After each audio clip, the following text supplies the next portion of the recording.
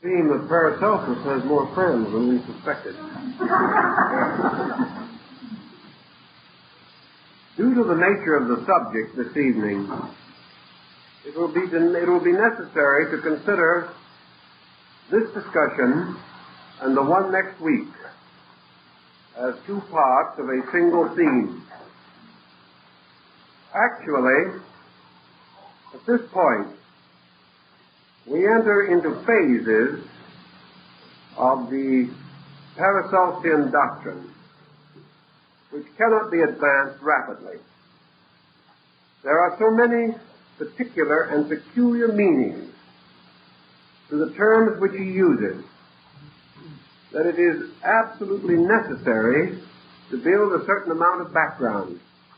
We have to know how he thought and why he thought before we can hope to integrate his ideas in terms of modern knowledge.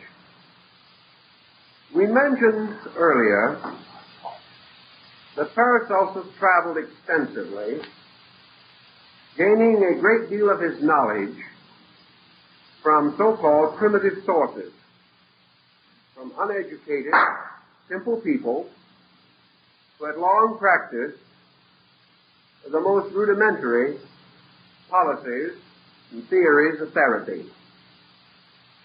We should, however, also somewhat amend this because of another important consideration. When Paracelsus died, the survey of his estate indicated that he owned only 4 books. One of these was the Bible. The second was a commentary on the Bible.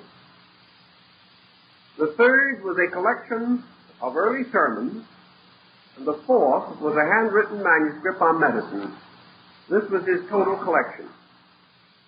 When he dictated his various essays to Prolus, or one of his other followers, he used no notes and never made reference to a source. In explaining his own policy and their changing from the established rule of the day, he brought out one of the basic concepts of his teaching, namely that knowledge is derived in 2 ways, or rather that the pursuit of knowledge is advanced by a 2-fold method, the elements of which are completely interdependent. In our present terminology, we can say that these 2 parts of method are intuition and experience. To Paracelsus, these can never be divided from each other. The purpose of intuition is to reveal certain ideas, which are then tested and proven by experience. Experience, in turn, reveals certain matters, which transferred to the intuitional faculties become the impulses to further growth and development. Paracelsus regarded either of these separated from the other to be a disaster. Intuition without experience could lead into the most abstruse and abstract spheres without censorship or direction. Experience without intuition could never be fruitful, for fruitfulness comes not from the things done, but from the overtones of understanding which accompany the doing of things. Also, experience is meaningless unless there is within man a power capable of evaluating it. This evaluating factor, if absent, caused the individual or permitted the individual to pass through all kinds of experiences, and either not to interpret them at all or else to misinterpret them. So Paracelsus gives us this power which he calls the equivalent of intuition. And he explains more and more about the meaning of this term as he understands it. How can man have intuition? How is it possible for him to apperceive that which is not obvious or apparent? How may he come to certain inward realization of truth without the assistance of the so-called rational faculties? According to Paracelsus, intuition was the result of the existence in nature of a mysterious substance or essence, not in itself essentially a principle, but a life force. He gave this many names. For our purposes, perhaps the simplest of his terms will be appropriate. He compared it to light. Now, according to him, there are two kinds of light. A visible radiance, which we call brightness, and an invisible radiance, which we call darkness. Darkness and light have no essential difference. There is a dark light which appears luminous to the soul and dark to the body. There is a visible physical radiance which seems bright to the senses, but may be dark to the soul. Thus light is a twofold being, quality, or substance. He uses these terms so interchangeably that we are forced to recognize that he considers light as of the nature of being in its total existence. Light not only contains the power or the energy necessary to support visible things. The invisible part of light supports the invisible powers and functions of man, particularly intuition. Intuition, therefore, is the capacity of the individual to become attuned to the hidden side of light. Now, when he uses the term light, he implies much more than such radiance as may come from the sun or from a lantern or a candle. To him, light is the perfect symbol, emblem, or figure of total well-being. Light to him caused health. Invisible light caused wisdom. And as the light of the body gives strength and energy and inspires growth and development, so the light of the soul gives understanding. The light of the mind gives wisdom. And the light of the spirit bestows truth. Therefore, truth and wisdom and understanding and health are all aspects of one thing. What health is to the body, morality is to the emotions, virtue to the soul, wisdom to the mind, reality to the spirit. This total burden of energy, this total content, is contained in every ray of visible light. For this ray is only a manifestation upon one level or plane of the total mystery of light. Therefore, Paracelsus tells us that when we look at a thing, we see either its objective, physical form, or we apperceive its light. Everything that lives, lives in light. Everything that exists radiates light. All things derive their life from light. And this light, in its root, is life itself. Now, because there is a spiritual light, and an emotional, and mental, a vital, and a physical light, man perceiving things may see them either according to their outward nature or according to their inward nature. Man perceives outward things by his own outward senses, and he perceives inward things by his inward senses. Thus Paracelsus tells us that the heart has eyes as well as the body. The mind has ears. All of the internal parts of man have equivalent senses of cognition. To each one of these natures, a message can be conveyed. And this message comes either from light, which is the source of the energy which conveys,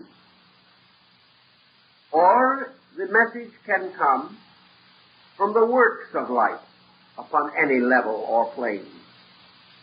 In the case of the physical world, the works of light are epitomized in nature, and man sees nature because of the light which shines upon it. Man sees the life of nature because of the light which shines within it. Therefore, by observation, we behold things lighted. By intuition, we behold things self-luminous.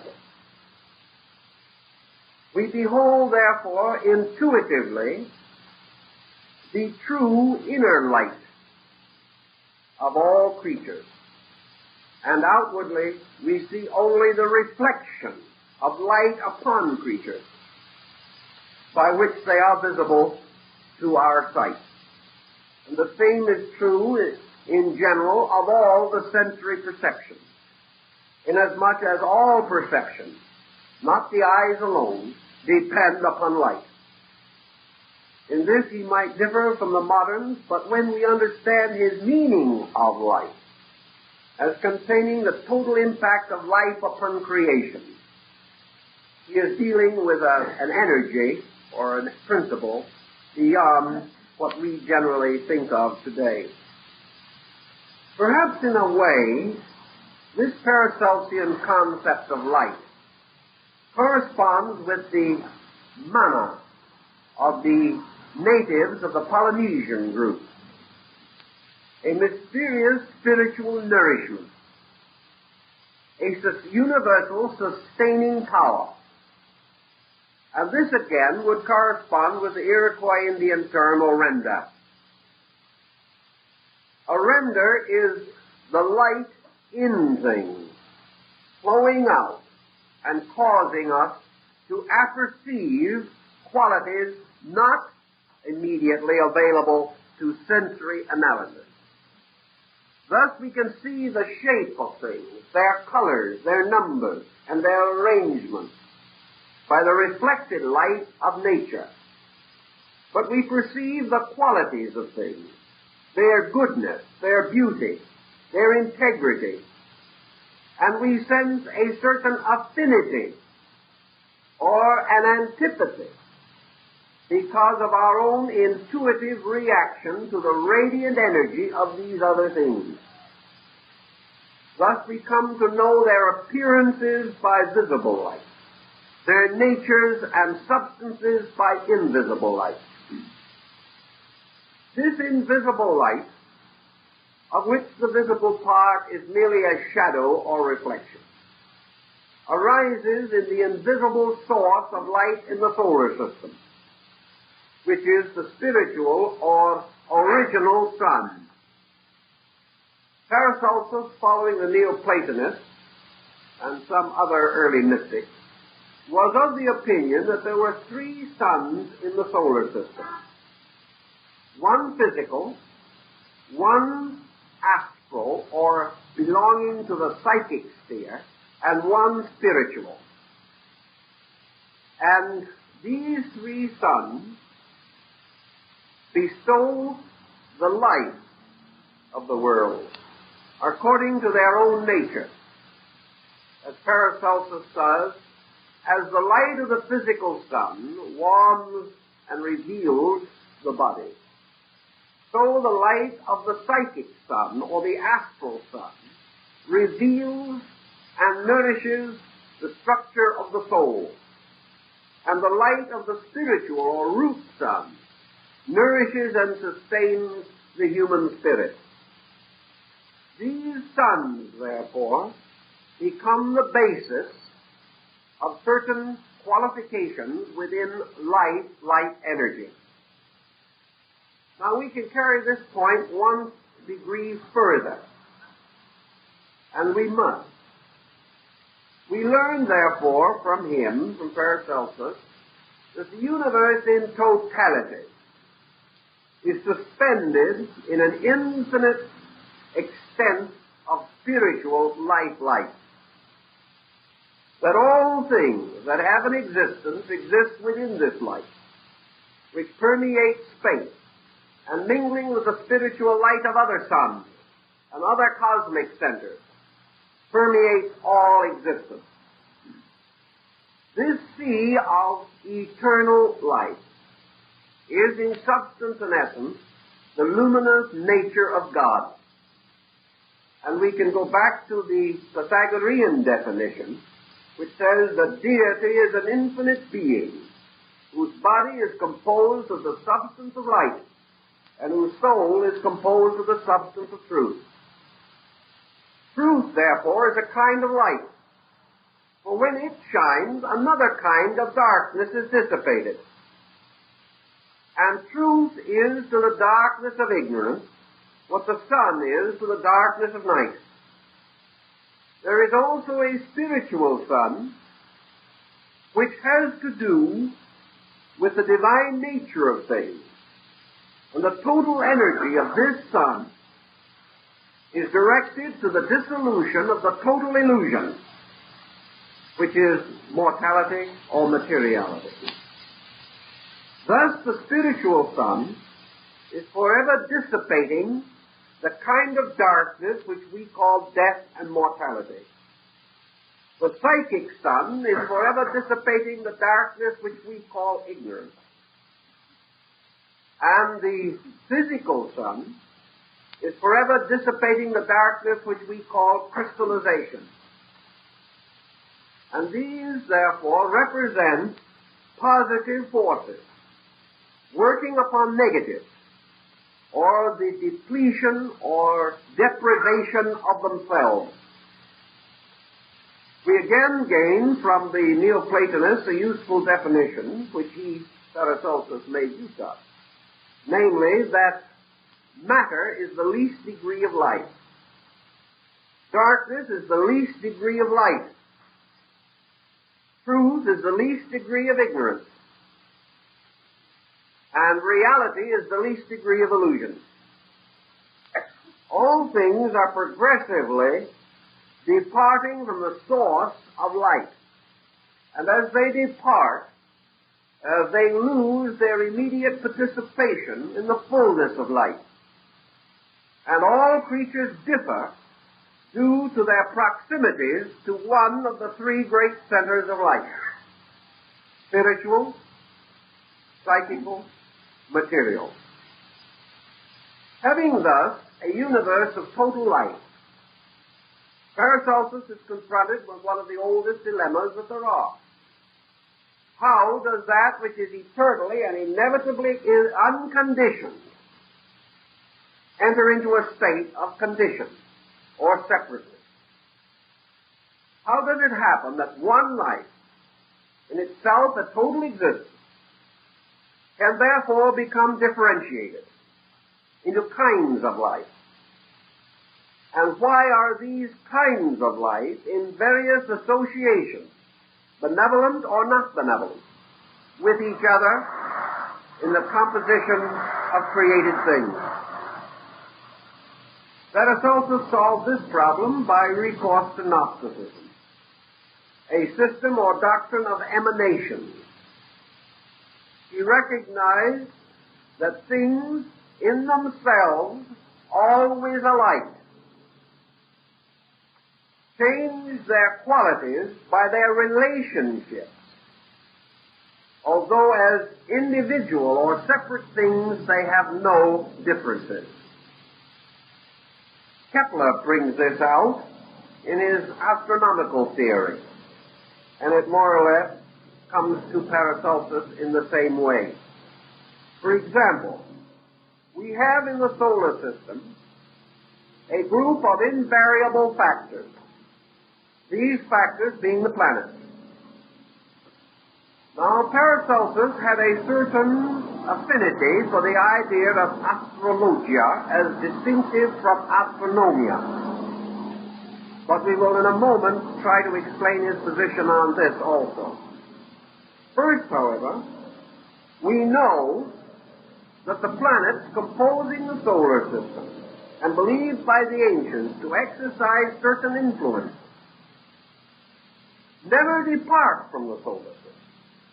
Therefore, that their influences, as they move through their orbit, should be continuously the same. And the total nature of the solar system never in itself changing, or at least not in appreciable time that we can measure.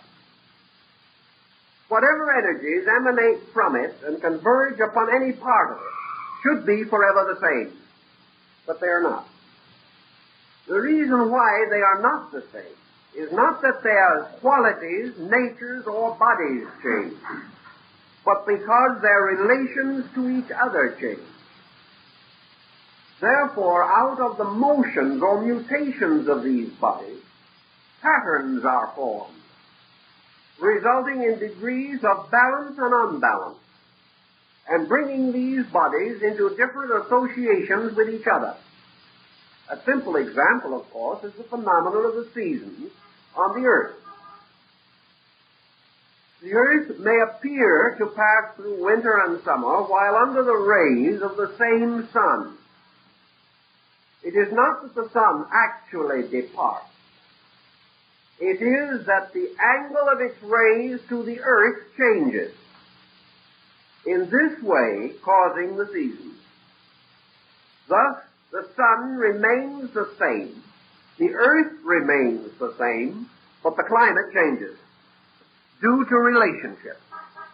Now, Paracelsus said that in the universe, all mutations of energy are due to relationship, and not to the actual alteration of any energy itself. He also denied the existence of antithetical energy. Therefore, he did not believe in the existence of evil energy. He did not believe, for example, in a death energy.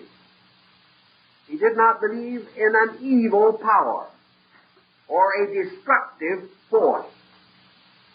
He believed, however, that certain mutations or relationships between energy foci were of benevolence to one thing, and other relationships of special benevolence to other things, and that therefore, to something, all energy is benevolent.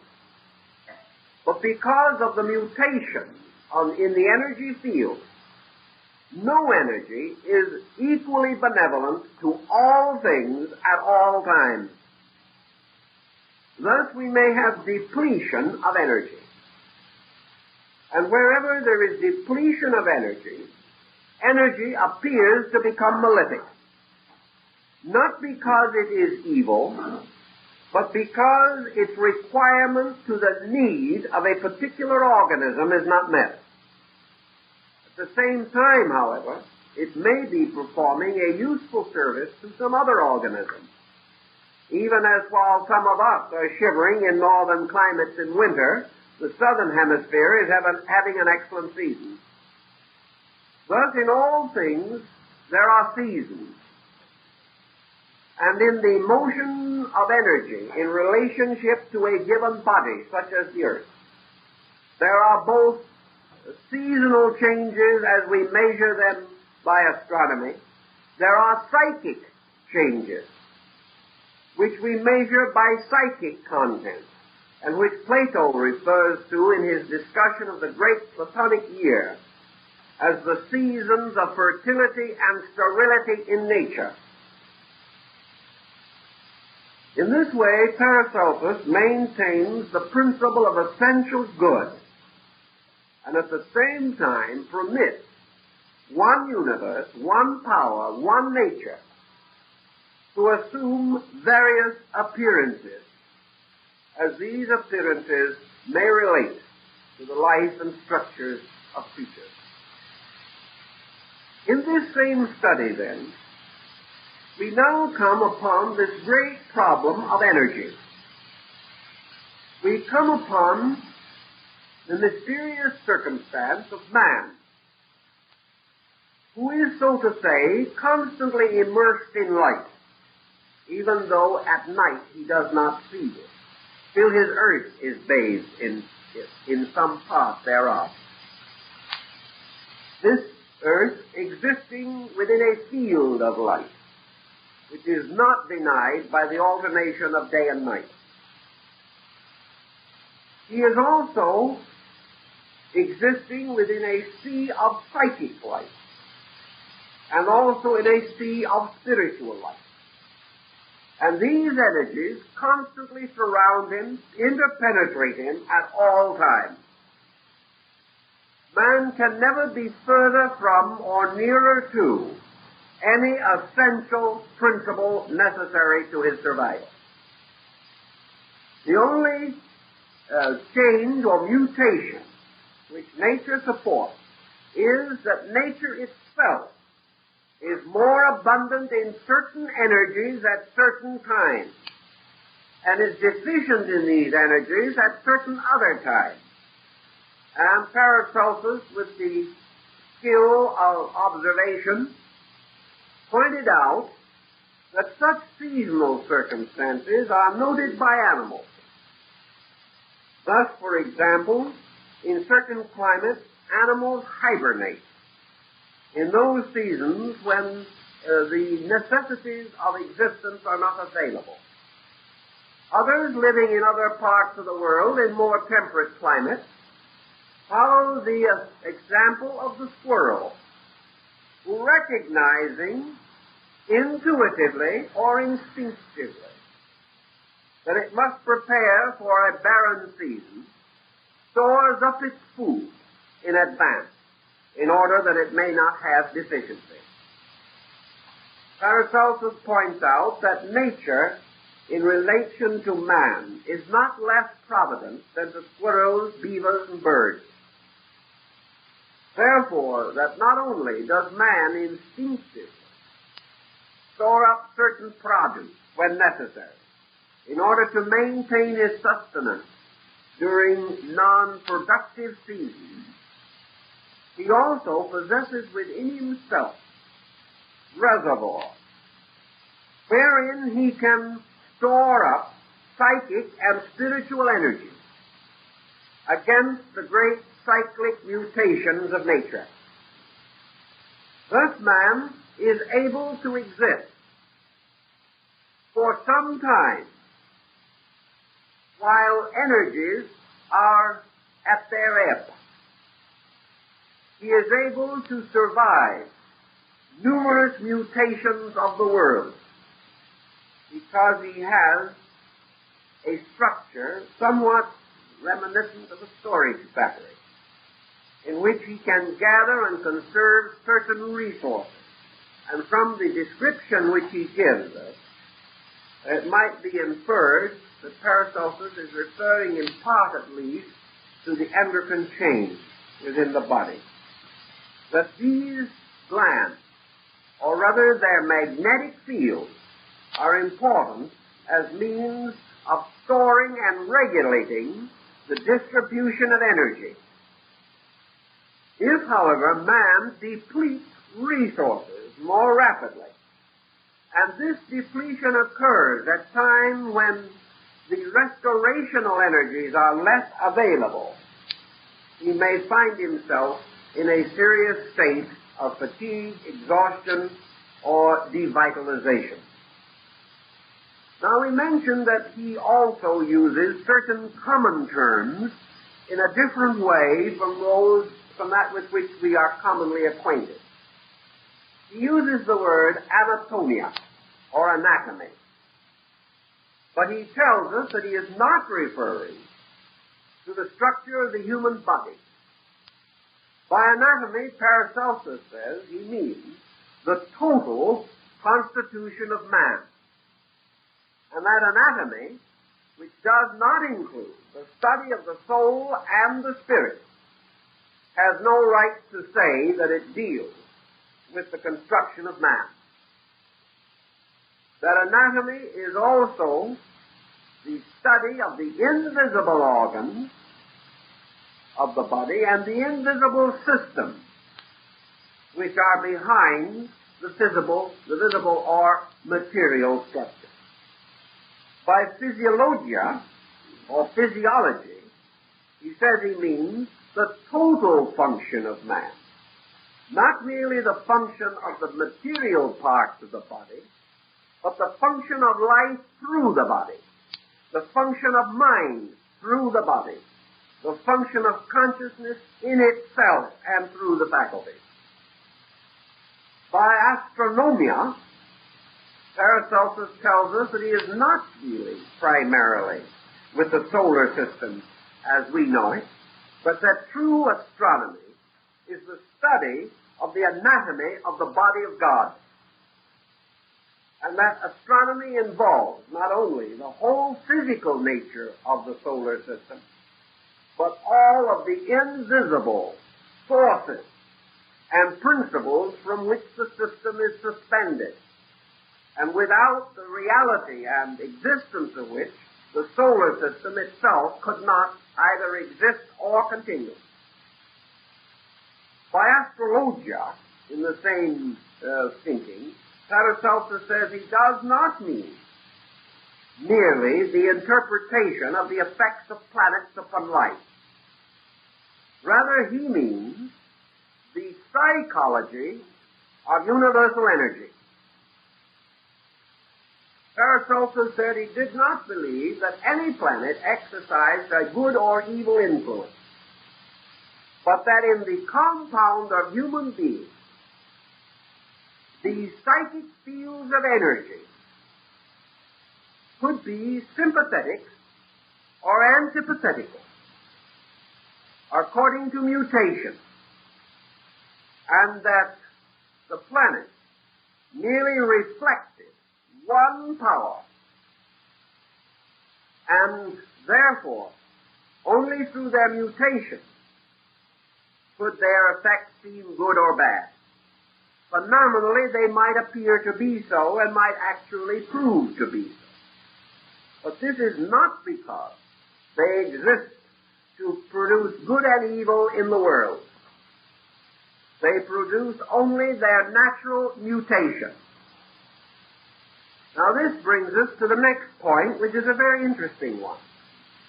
Not long ago, someone wrote us a letter and asked me to do research on the mark of Cain.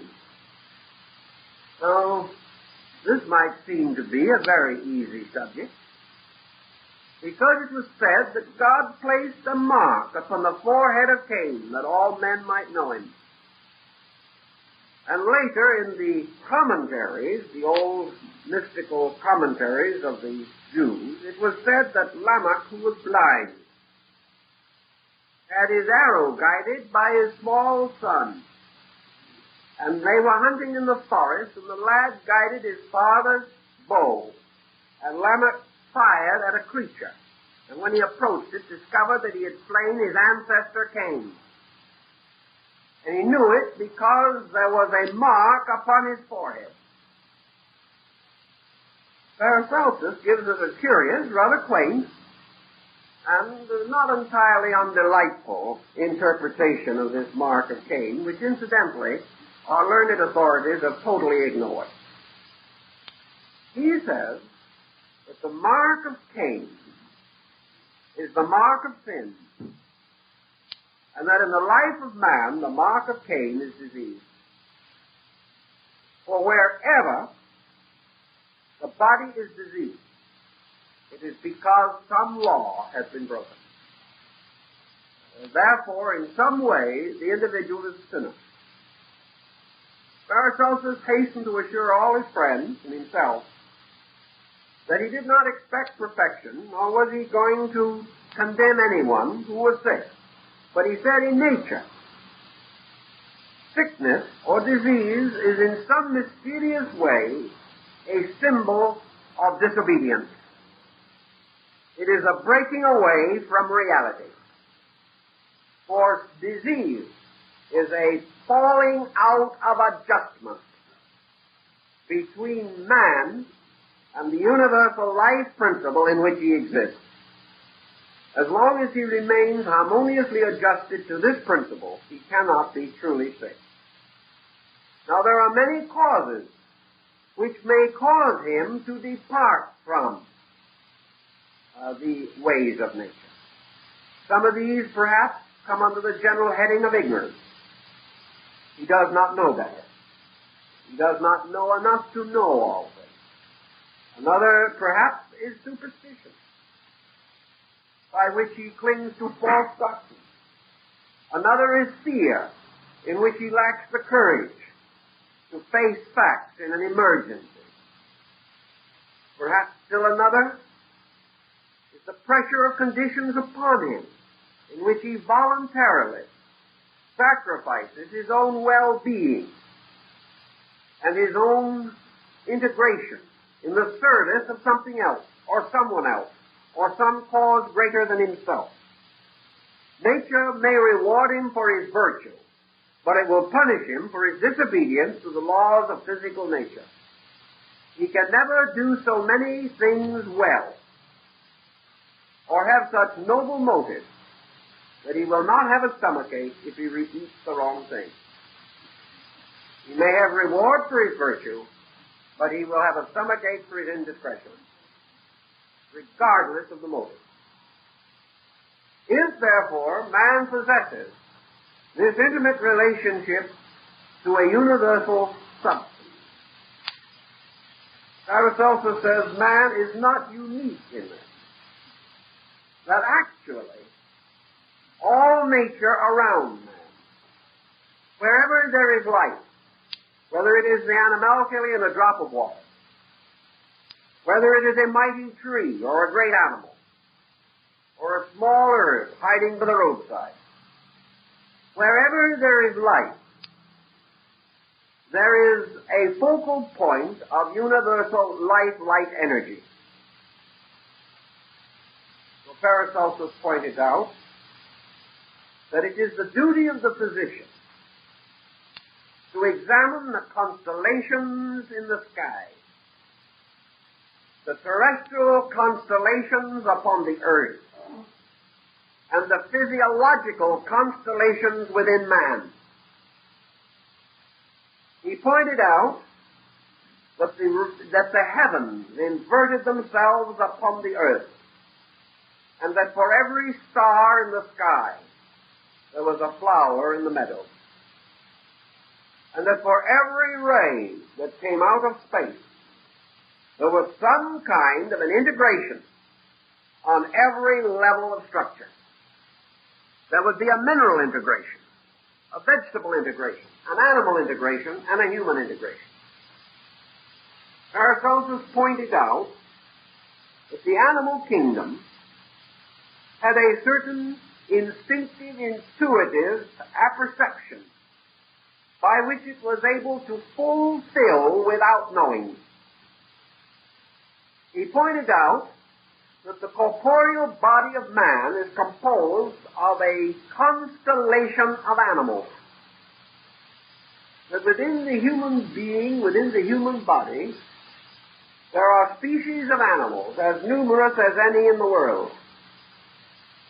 And that each of these animals within man, in the form of organ, tissue, structure, that each of these animals also has an intuitive, intuitional, or instinctual participation in the energy and life principle of the world. Therefore, without the help of man's mind, the stomach might do well. But with the assistance of his interference, he will have ulcers. Thus, the importance, according to Paracelsus, of recognizing that what we call natural living is permitting the animals in the human body to obey the instincts of God. Nice thought. That every little drop of blood, if you leave it alone, will follow its makeup. Keep the law, and in terms of modern legislation, keep the peace. It is only when for some reason this harmony of the world is disrupted. And here Paracelsus gives us a concept which was later to be developed by the German mystic Berney, who was strongly indebted to Paracelsus. Berney pointed out that the difference between man and the animal is that man as a being is a shepherd of animals. In this case, his flock is his body. And within this body, man has will, also self-will. And man, having reached a degree of evolution in which he has escaped from instinct, must escape to intuition or perish. He can no longer allow himself to remain in a state of indecision. And here Paracelsus sounds tremendously Buddhistic when he points out that the human being's determination to fulfill his own purposes without adequate knowledge, without intuitional contact with reality, that this self-will is what disturbs the entire group of animal beings that would attempt under normal conditions to regulate his bodily existence. Thus his own mind or his self-will causes him to betray the good of the creatures which compose his body. As a reward for this, he destroys them. They cannot and do not intelligently rebel any more than animals or birds can rebel at an unseasonal frost, or cattle can escape a great blizzard. They can only patiently wait and die. And in man, where the self-will or the mind imposes hopeless situations upon the bodily economy, the animals in man's sheepfold can only wait patiently, suffer, and die. But man, experiencing the suffering and death of these animal centers in himself, regards his life as made uncomfortable, miserable, sensing sickness, disease, and inharmony. He blames the body, blames the world, but never examines himself to find how he has betrayed those creatures that have so patiently and willingly served him. Thus normalcy is achieved by the recognition that we must render unto Caesar the things that are Caesar's. In this case, that we must learn about the body, learn to understand it, learn to know its nature and its power, and also to realize that it is suspended from psychic and spiritual sources, and that these sources will control, direct, and regulate things that do not break the faith, do not break the relationship, do not permit themselves to depart from the way of life. Thus Paracelsus gives us his definition of philosophia, or true love of wisdom. He says that the end of philosophy is that man shall learn beyond any doubt or reservation that he must know all that is necessary, and obey all that is good in order to survive. Until he does these things, he himself and the world which he fashioned is in a state of perpetual hazard. To go back now for a moment to these constellations growing in the meadows. These are planets. They are herbs. And of these matters, this old Swiss Hermes was very well informed. He said, you go out in the field, and you search for medicinal herbs. Now, how are you going to find them? Of course, if you have an old herbal, an old book of herbs along, you can identify some of them. But Paracelsus was not an identifier of known herbs. He was a seeker after those things which had not been identified. He pointed out what Hippocrates of Kos had earlier developed, namely the resemblances between things in nature. Paracelsus pointed out what he called sympathetic resemblances. Energies of a similar nature, or in octave sympathy with each other, or in harmonic ratio of the diatessaron or the diapente in music, that all these harmonic proportions were visible to the eye if you knew how to recognize them. In a simpler way, the answer was that in its leaf, its root, its berry, its flower, or its fruit, the plant bore some relationship of appearance to the medicinal value which it possessed. Thus we have the old belief, for example, of the mandrake, with its root resembling the human body. We have the heartwort, the little leaves of which resemble the human heart in shape. We have the toothwort, which resembles the human tooth. And by experimenting with these plants and herbs, Paracelsus said that the infinite wisdom in bestowing its benediction and blessing has always given us a key and a clue, and that plants strangely serve those needs of man which by appearance, nature, function, or procedure the plant itself exemplifies. This led him to a further exploration, that man in his comparative ignorance may not notice these resemblances immediately, and it is quite possible that he may use the plant correctly long before he recognizes that it does resemble the very part for which it is prescribed.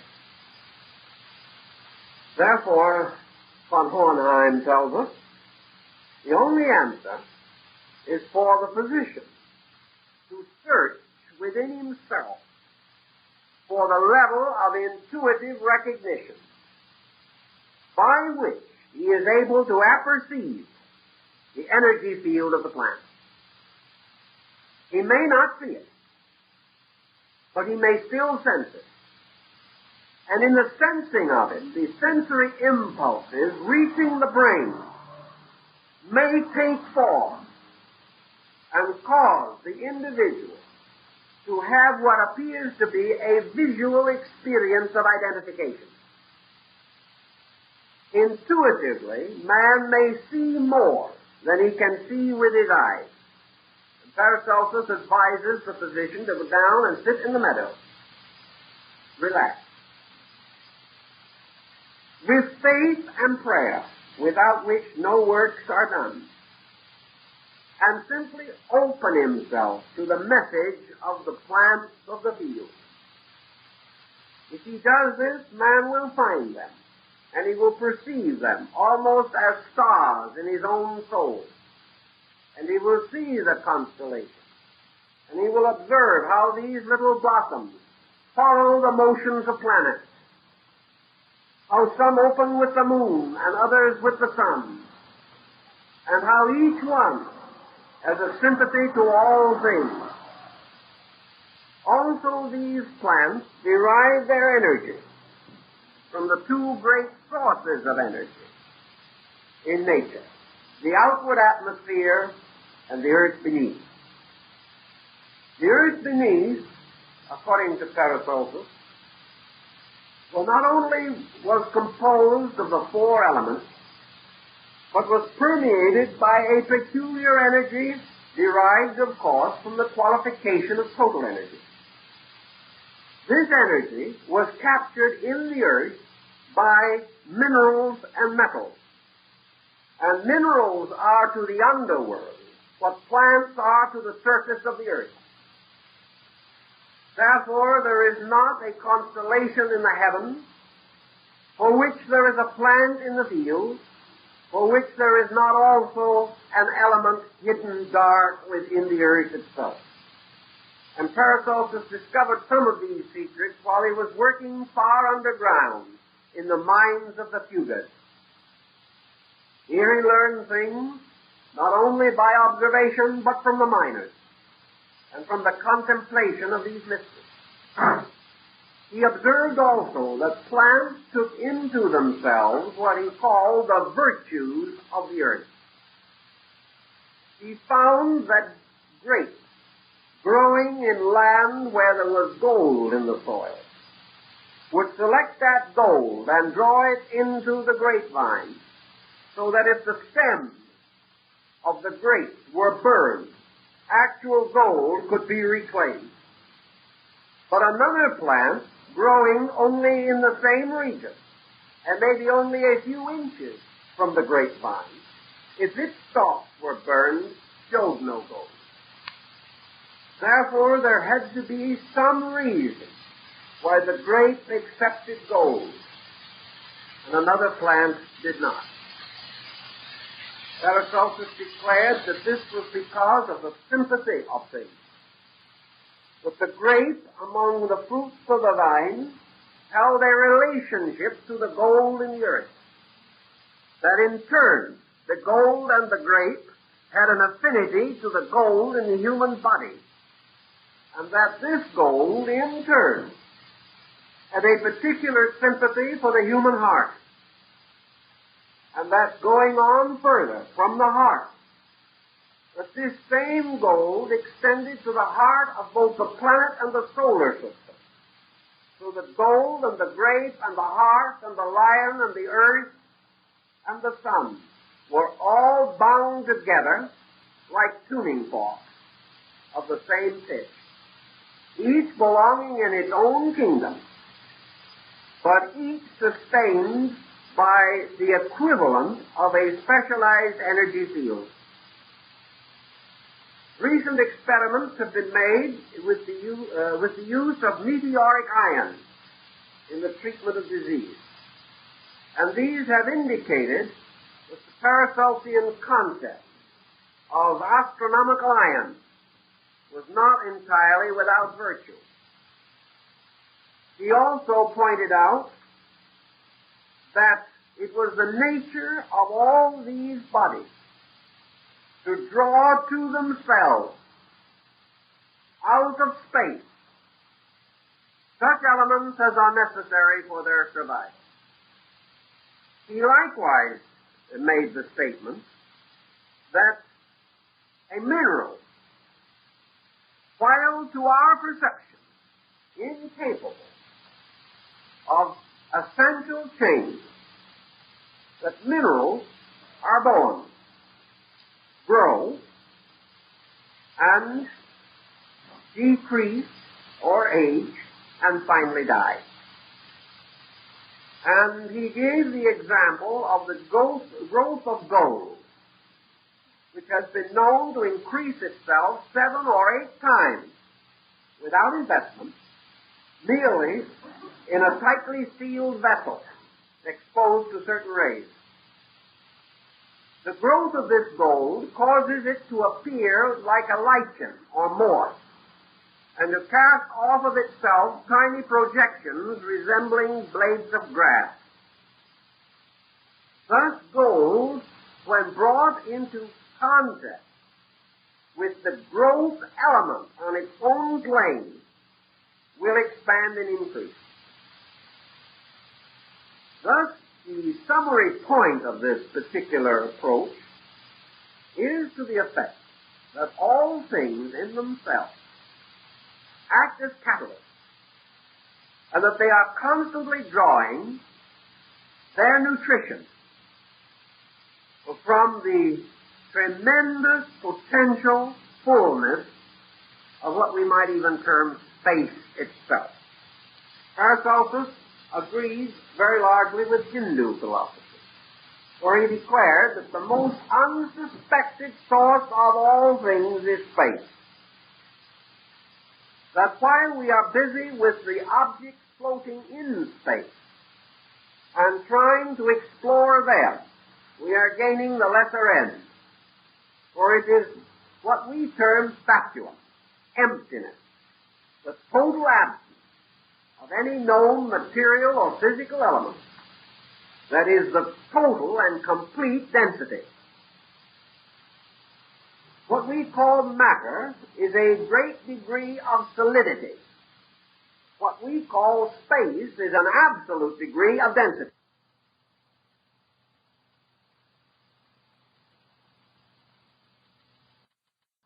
Are not necessary to man, nor useful to him except under certain conditions. But now we have found that even the poison of the rattlesnake has use if we know what to do with it. Thus all so-called useless things, says Paracelsus, are merely things the uses for which are unknown. There is nothing useful, because nothing can exist except it be sustained by life. Life sustains nothing useless. And the life in no thing can be considered useless or worthless. It has a purpose. And he evolved one of his great medical theorems to the effect that there is a remedy in nature for every inharmony of the human flesh, and that the great tendency of man is to overlook the remedy because it is too obvious and too simple. If he would use his intuiting power rather than his analytical power, he might have solved his problems ages ago. He has forgotten that the mastery of science lies in the intuitive apperception of the principles behind science, not merely the continuous and repetitious experimentation on a single plane of approach. If then there is an energy for everything, and there is only one energy, basic, this energy is like the mysterious blood of the Messiah, the mysterious blood that was forever moving in the sangria, the blood of life, the blood of the sun, the life upon which all things exist. Paracelsus therefore said all energy, in any and all of its forms, is essentially sacred. It is sacred because no human being can actually control it. The only way the individual can participate in it is by controlling himself, not the energy. Also, that there is no energy of any kind that is not a direct manifestation of the power of God. Thus all things live upon deity and within deity, and all energies have therefore a divine reason for existence. And they are all manifestations of this one total energy, which is the root of all. Nutrition is actually the possibility of moving energy from one organism to another of compatible nature. This means that in some way a magnetic focus has to be established. Energy derived from food is not derived from the substance, but from the compound energy focus behind the food. Take, for example, a simple thing like a grain of wheat. To us, this is simply a seed. We call it the staff of life. But this grain of wheat is understood in the Paracelsian manner is also a universe. It is composed of an infinite number of small parts, coming very close to the electronic theory or the atomic theory. Each of these parts is different, and the arrangement which they form together and the sympathetic focus which is set up in them causes them to be weak and locks within them the power of this wheat to come from an appearance of death to an appearance of life, so that a handful of wheat found clasped in the mummified hand of an Egyptian pharaoh and buried in his tomb for 4,000 years when planted in the ground grew. It could not grow, however, until the suitable situation was provided. This suitability, Paracelsus greatly emphasized. All remedies operate only within fields of suitability. A remedy given at the wrong time or to the wrong person, though categorically correct, may fail. There must be suitability. And suitability means that there must be a capacity to receive the energy itself. Thus, when the wheat is made into bread and the bread is eaten, it is not the body of the wheat that nourishes. We now talk about the wheat germ and the oil from the wheat germ, and how much more powerful these are than the chaff and the flesh of the wheat. As we go still further, Paracelsus said, these are all refinements. But the nutritional unit in the grain of wheat is totally invisible. Is totally incapable of being analyzed or examined. The only way we can ever know it is when we capture it in a medium. And perhaps up to the present moment, from a nutritional standpoint, one of the most powerful mediums we have captured wheat energy in is the oil of wheat germ. This will be consistent, because in alchemy, oil is always the most important of all media. Oil is the alchemical substance which comes nearest to capturing life. Thus, the spiritual mystery of life in the sacraments of ancient times. These sacraments consisted of anointing the head with oil. And this was used to preserve the descent of the prophets, the descent of the kings, and the apostolic succession in the Christian church. The anointing of oil was the carrying of the Spirit. Thus oil becomes a subtle medium, and many things are contained most subtly and sensitively in their oils, or in their elixirs, as Paracelsus called them, or in their essence, as the attar of roses, in which the greatest power of the energy of the rose is held. This is therefore adulterated many times in the making of perfumery. So the problem of nutrition was, according to Paracelsus, several-fold.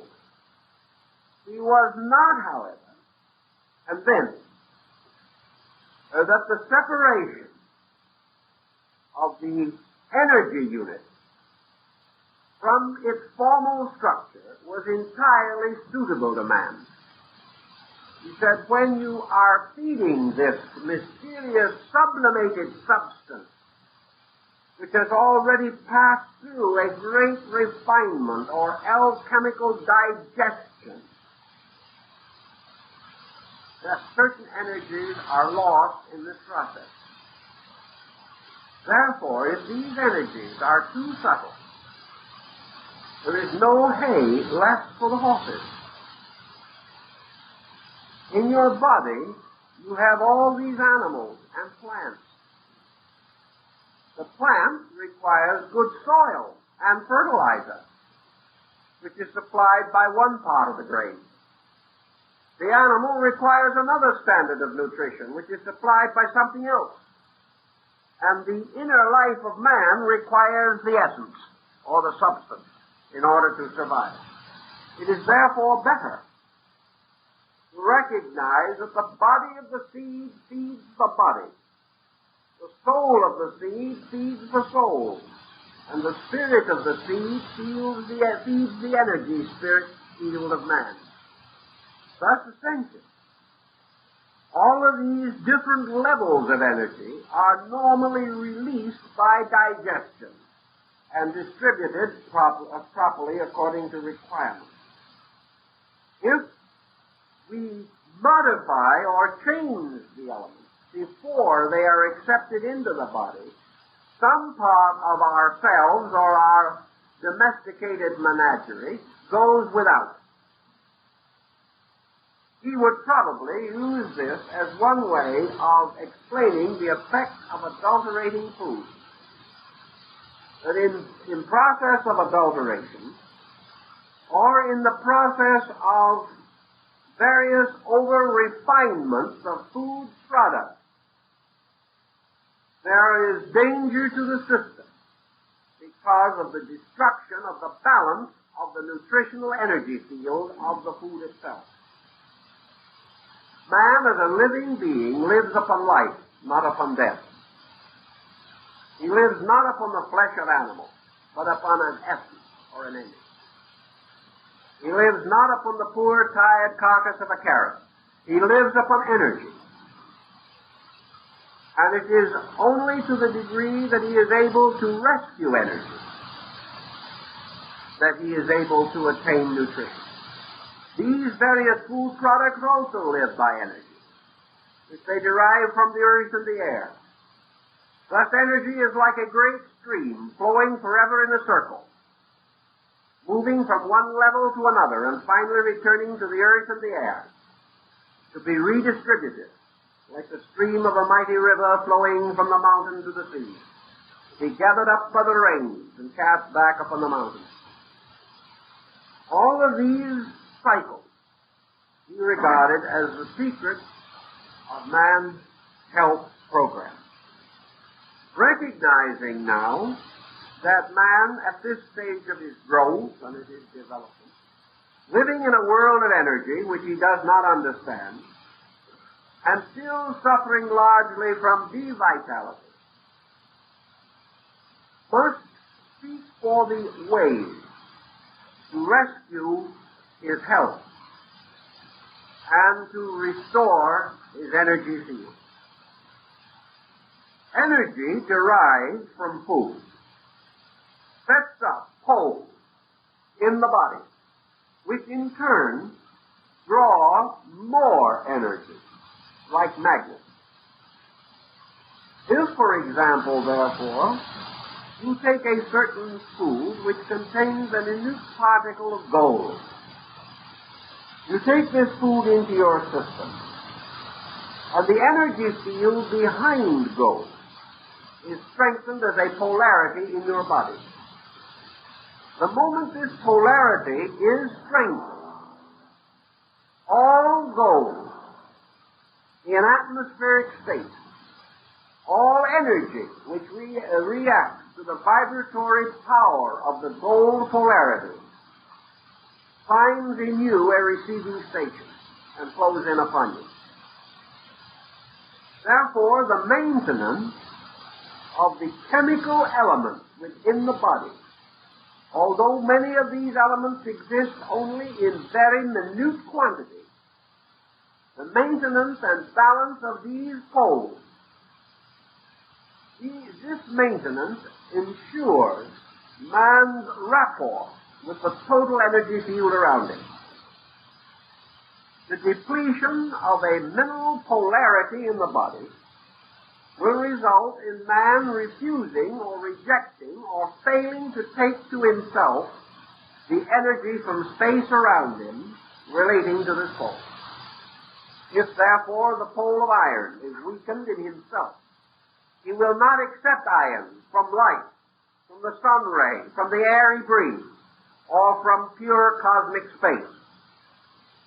The cosmic space motions of Paracelsus are probably the cosmic rays of today. But these rays, although they are constantly penetrating man, are not received or held by him unless their polarities are established in his own body. Some of these rays are of such nature that if their polarities are over-intensified and become too strong, can also destroy man. Under such conditions, nature protects him by giving him only the minimum amount that is necessary for his function. The study of this problem is now partly covered, but not totally, by the broad theory of biochemistry. But there is much yet that has to be done before this subject can be said to have been handled in a thoroughly Paracelsian manner. Thus, Paracelsus said, how are we going to get these rays and these catalyzing agents polarized in man who is suffering from some ailment and therefore is in trouble? This led to a further consideration. Why should man suffer from this imbalance? Why does not nature protect him against it? The answer, according to the Paracelsian corpus, involves two things. First, man does not inherit disease. He does not inherit cancer. What he inherits from his parents is psychochemical deficiency. If the parental body is deficient in certain chemical elements, it cannot supply these to the fetus. Thus, the individual inherits a lack. And because this lack, through its own depletion, is an absence of adequate energy of a certain type and kind, it opens the individual to such ailments as are natural to such depletions. If, therefore, there be in any family a tendency to ailments, noted for several generations perhaps, where all members of the family at a certain age began to fear diabetes, cancer, tuberculosis, or any of these ailments, the child does not inherit them unless they are malignant at the time of birth, and the child is exposed to a direct infection or contagion. Actually, what the child, therefore, must know, or what must be known for the child, is that immediately every possible effort from birth should be used to strengthen the depleted pole, increasing as far as possible the availability of the missing energy element. If this can be strengthened, and it cannot actually be totally absent, because, as Paracelsus points out, the total absence of any one indispensable element makes birth impossible. The only thing that can happen is a stillbirth. can be no essential factor totally missing. But there can be an unbalance in which some factors are not as abundant as they should be. Therefore, we will say that if the ailment involves a deficiency in copper, this does not mean that copper polarity is absent, but is not enough. Therefore, Paracelsus said, just as light and moisture must cause a seed to grow, so light and moisture must be brought to bear upon the seed of copper in the body of the person in which it is deficient, thus causing it to grow. And the soil necessary for its growth must be enriched, so that it may draw adequate nutrition in its own substance, and that its energy field may thereby be restored. And if it cannot be restored, then the supply must continuously be artificially provided to prevent the individual from ever manifesting the symptoms of the ailment. This thinking for the 15th century is not bad thinking. And it tells us things that we should perhaps remember more than we do today. Now, Paracelsus has also been accused of being a magician, because many of the cures and achievements which he wrought were considered little less than miraculous. But it all breaks down to a pattern. He recognized a certain group of essential elements. He sought in every part of nature for such organisms as were abundant in these elements. And by means of these organisms, he sought to prepare the various remedies which he used. He carried his alchemistical researches even further than physical chemistry, because he said it is useless merely to depend upon the health of the body for the maintenance of the soul. Just as surely as the depletion of the physical elements represents imbalance in the body, so this depletion in some way bears witness to the depletion of the psychic and spiritual polarities behind.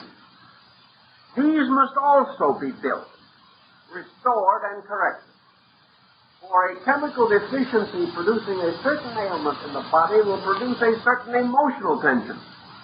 It will also cause the individual to think in a certain way. And as Samuel Johnson pointed out, a drop of green bile in the liver has been responsible for more wars than perhaps any other single cause. Wherever there is a physical disturbance, it bears witness symbolically to a psychic disturbance or a spiritual disturbance of some kind in these energy fields. As a magician, Paracelsus attempted to take pure substances carefully prepared, and apply them where the deficiencies existed. He did not depend totally upon, for instance, physical gold. He knew that gold had an affinity to the heart. He knew that the magnetic field of gold carried a powerful heart stimulant and regulator. But this was not enough. Even if the physical heart of man could be brought back to reasonable normalcy,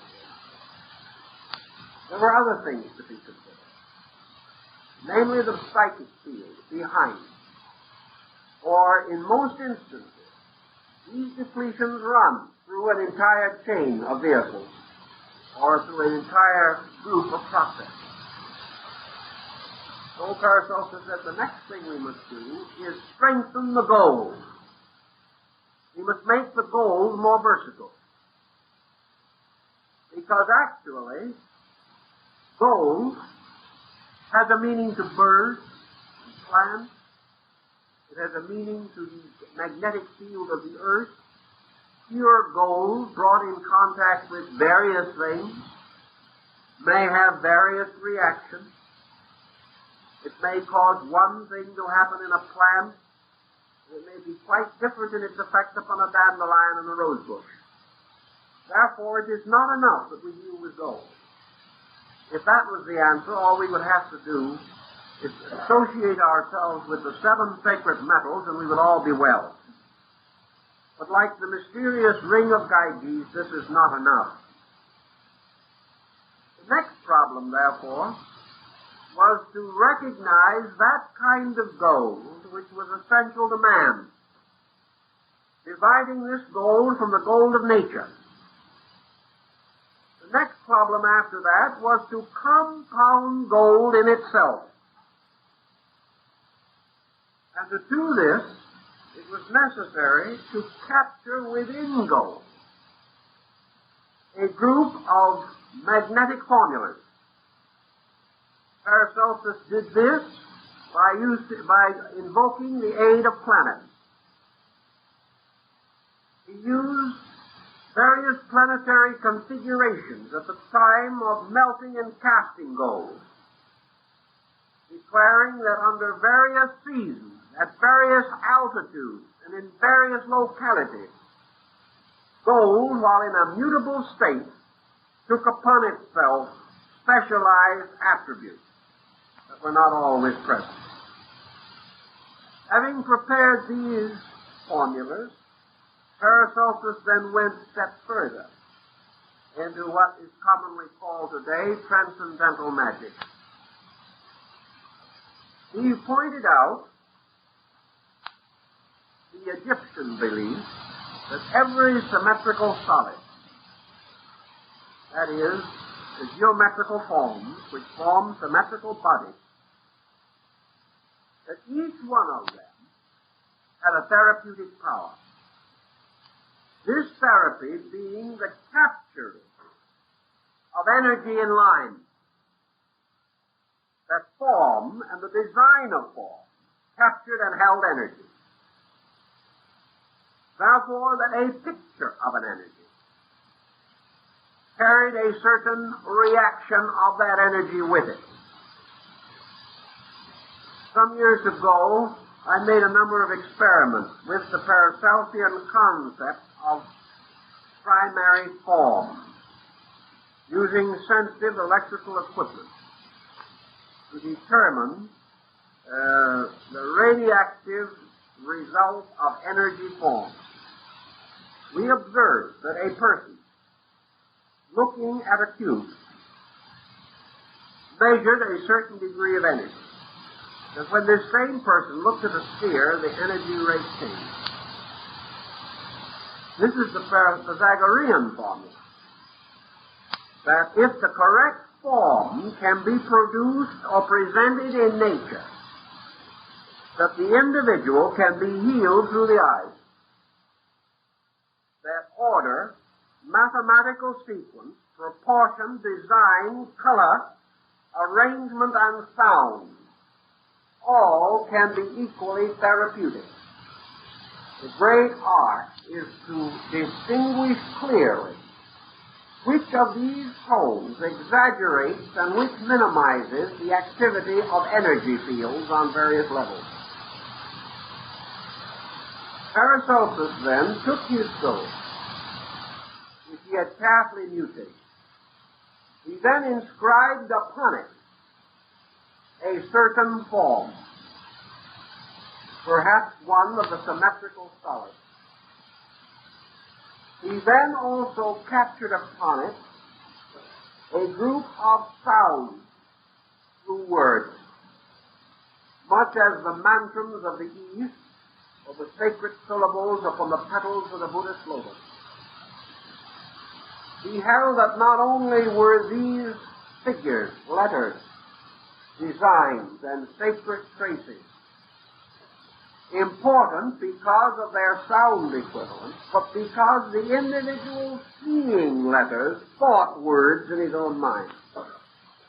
when he saw a certain word spelled out. He did not have to speak it. In his own mind, that word took living quality and was interpreted as an idea. Combining all of these elements together, Paracelsus fashioned talismans, sacred to all of the planetary and celestial bodies, ornamented with certain designs and inscribed with certain sacred thoughts, prayers, magical invocations, or the names of planetary or zodiacal angels, following the ancient magical concept that had come again from the Gnosis and from the Syrian mysteries. And having gained all that he could, and in this knowledge he was greatly aided by the Arabs, who had carried it much further than the Europeans.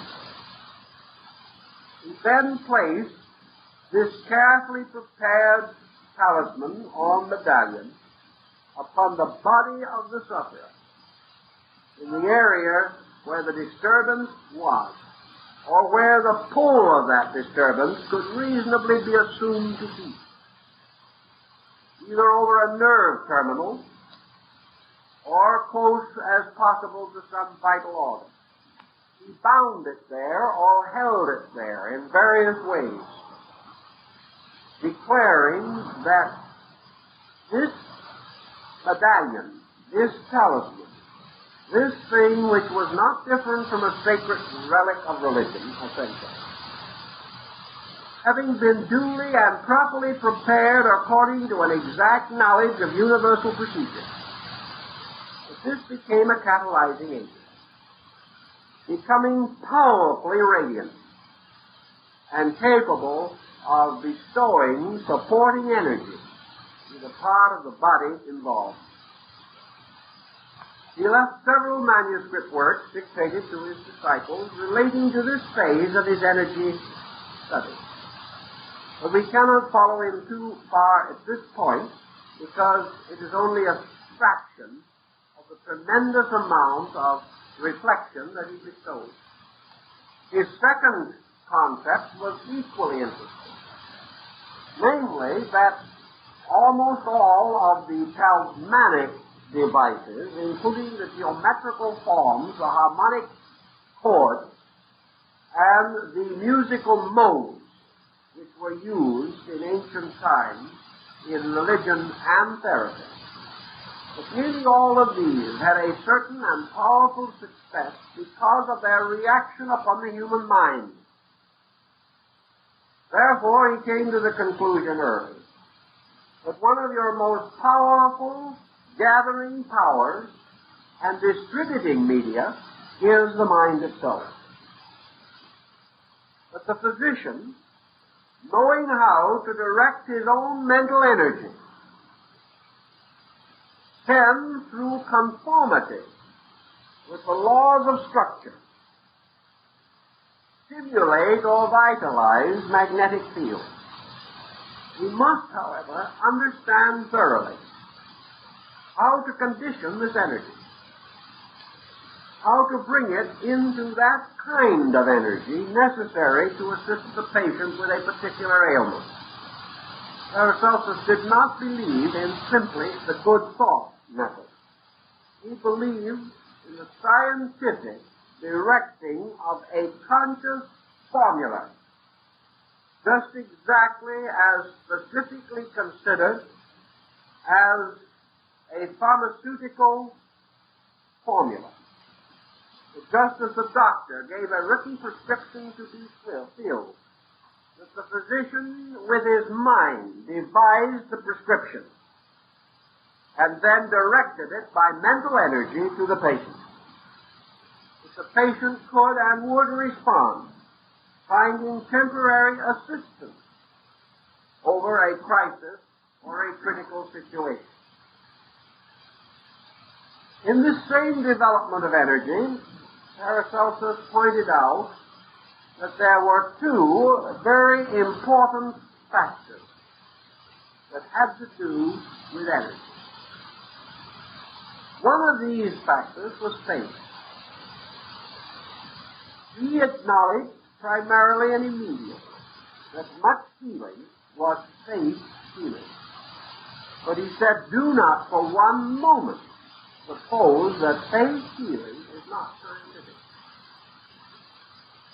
It is not scientific usually for those participating in it. But if it was not a scientific fact in nature, it wouldn't work.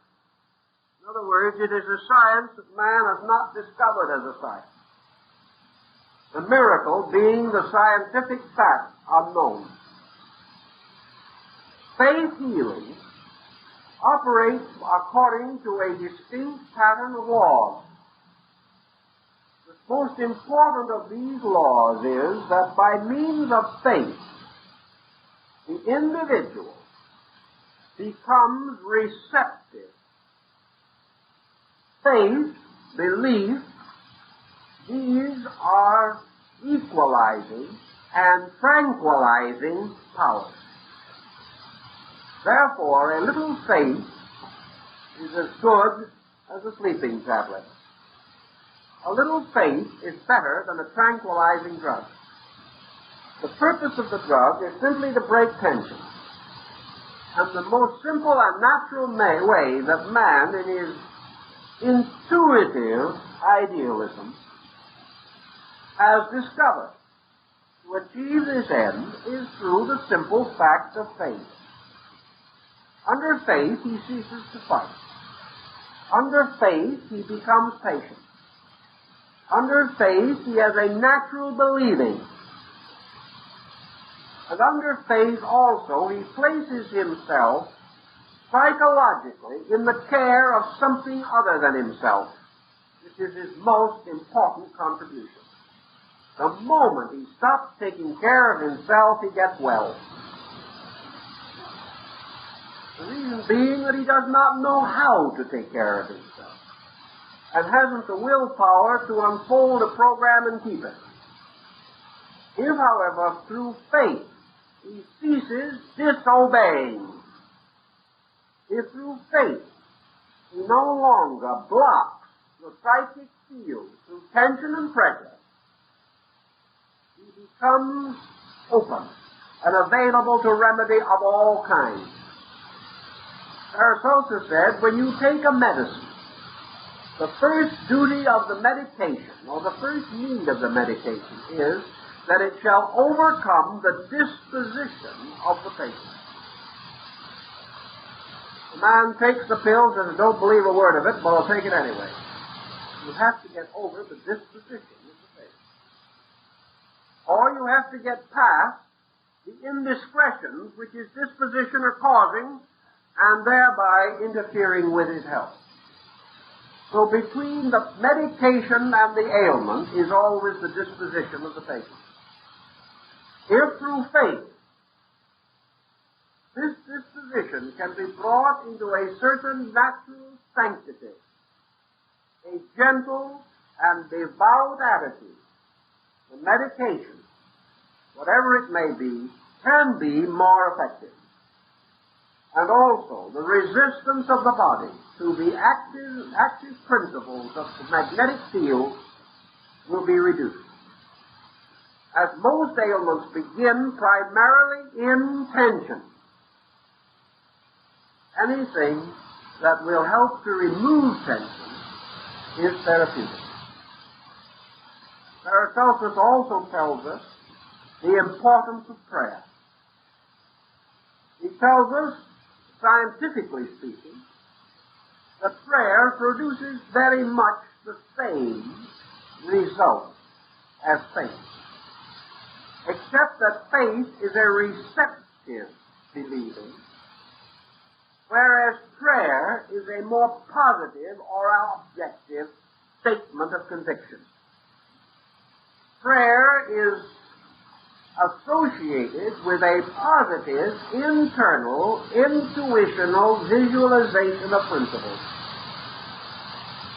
The individual in praying, either audibly or to himself, fashions actual words, states them, and souls them with a conviction,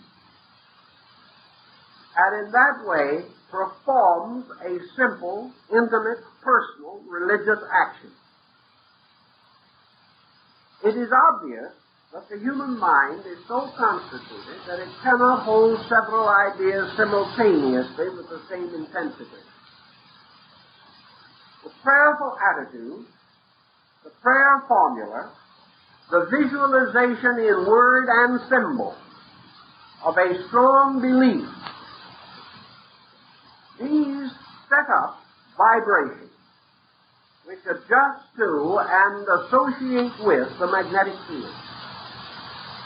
Therefore, a positive statement of prayer has a vibratory, positive rate, which rate is therapeutic, because it carries with it devotion, a subconscious sense of sublimity, a restoration, at least temporarily, of a certain spiritual relationship between man and space.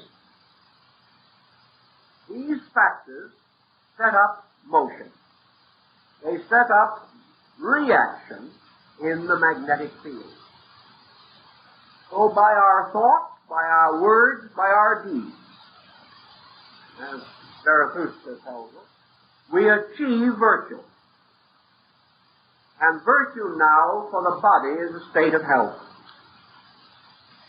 If then, through indiscretion, energy fields have been depleted, we can do one of several things.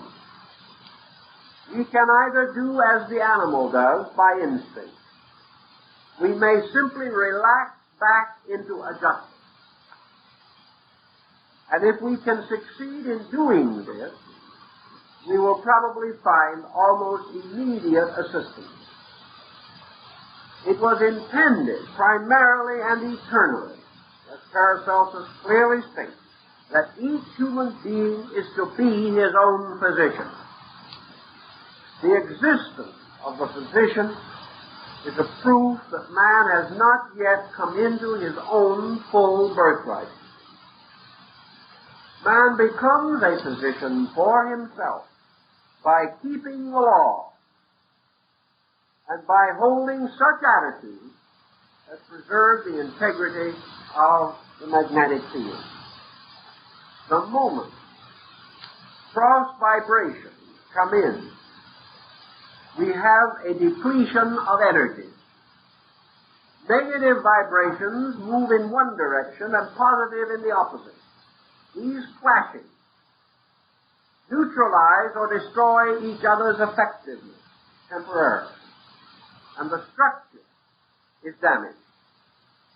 Actually, no vibration of a negative nature can injure a positive vibration, because your positive vibration is true and can never be anything else.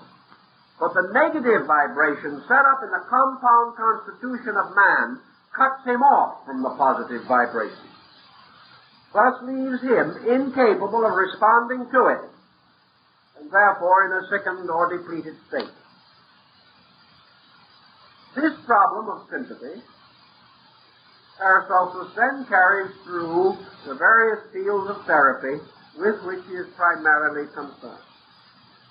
He points out that the complete circulation of the body, due to proper clothing, proper exercise, proper light, proper work, proper rest, proper sanitation and cleanliness, these things are regulated, helping the individual to prolong the usefulness of his material energies as far and to as great an extent as is reasonably possible.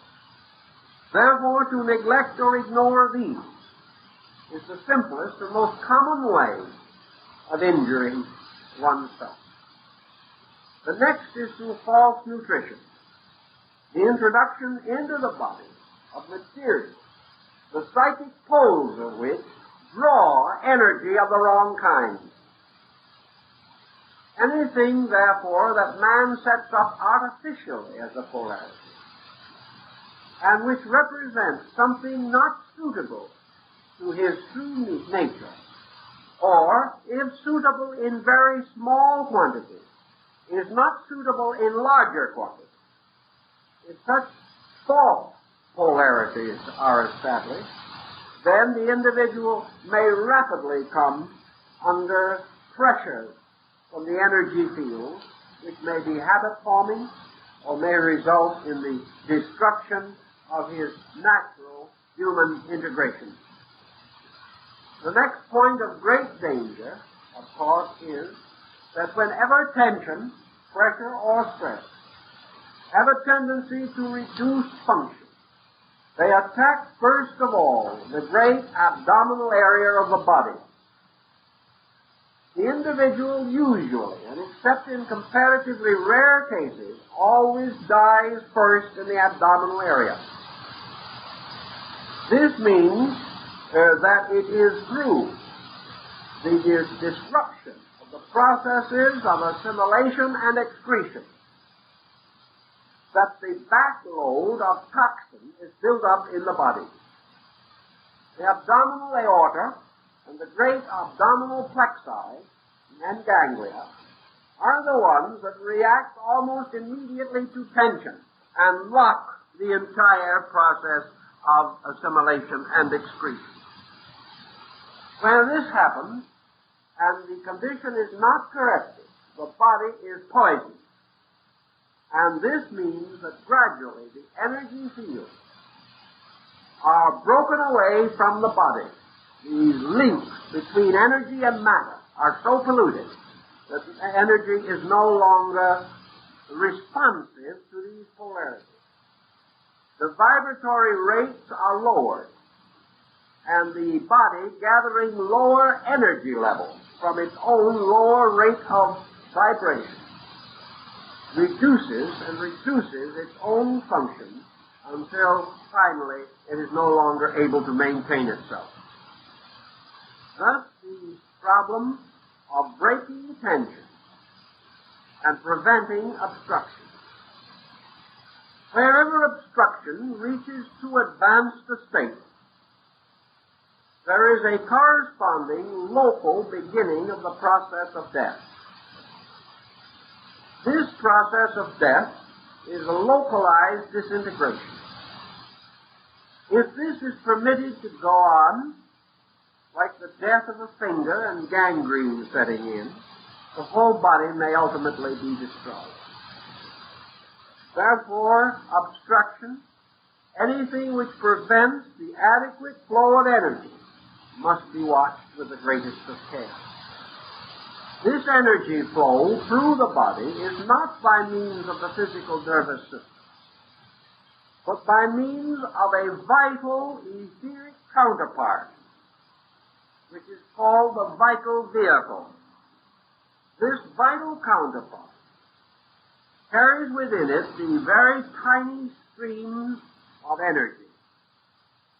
And where your arm goes to sleep, or something of that nature, through pressure, or through being placed in an unnatural position, this simply means that the etheric magnetic field has separated from the physical structure. And therefore, that the physical structure is temporarily without energy nutrition of a certain kind. All, of course, is not cut off, because all energy does not move in the etheric field. But it is cut off temporarily, and the return of this energy field, which must break through the skin now to return to its present or normal situation, causes the prickling that accompanies the awakening of a sleeping arm or leg. Paracelsus observed that in the case of the amputation of a limb, that the etheric part of the limb remaining with the person retained indefinitely a sympathy to the dismembered part. And he brings in a number of instances in which pain has been reported in an amputated arm or leg. Examination proved that when the arm or leg which had been cut off was buried somewhere, it had been put in a wooden box with the lid nailed on, and one of the nails had gone into the member. when the nail was removed from the amputated member, the pain in the living person's invisible arm stopped.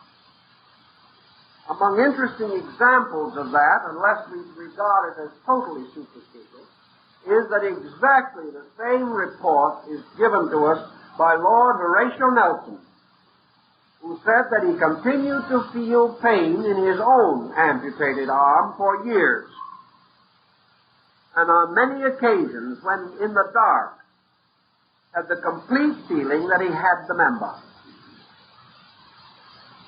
Thus, Paracelsus said, these magnetic fields have sympathy to each other. The difference between the etheric vehicle and the physical body is also of another kind. Namely, that it does not mend itself from any scar or anything of that nature. The physical body will mend, but the etheric counterpart will retain the scar forever.